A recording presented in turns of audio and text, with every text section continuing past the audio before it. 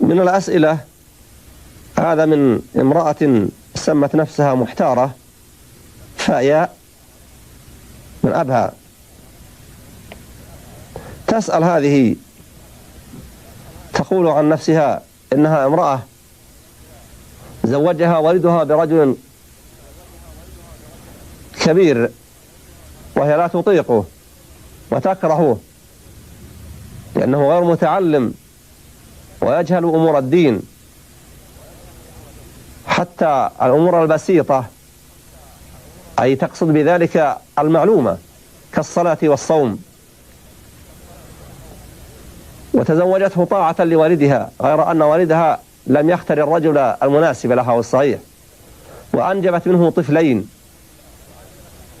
وتقول عشت معه أكثر من 20 سنة متجملة متحملة أذاه وأفعاله. وتقول سافرت معه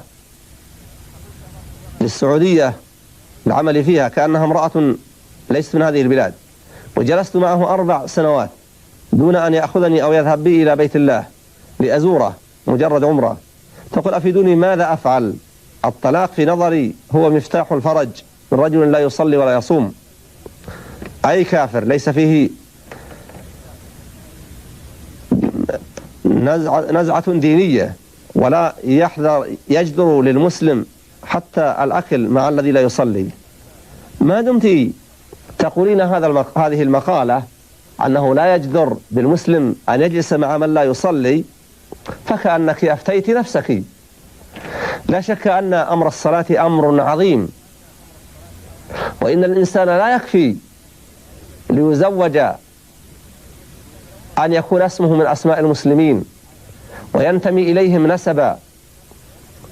إن على والدي البنات أن يختار لابنته رجلا كفوا، والكفء هو المحافظ على الدين قبل كل شيء، ثم تأتي بقية التوابع. الكفاءة المجمع عليها كفاءة الدين، فمن لا يصلي ليس كفءا للمصلية، ولا يحل لأبيها أن يزوجه إياها، ولا يحل لها أن تستقر معه.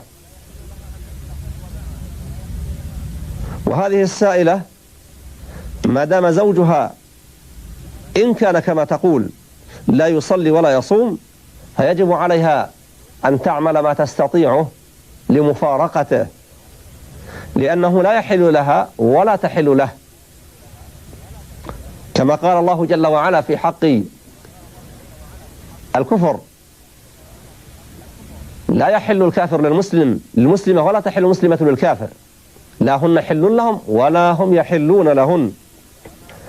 إن كثيرا من الناس يزوج ابنته ولا يسأل عن الزوج وعن مدى تمسكه بالصلاة. إن البنات أمانة في أعناق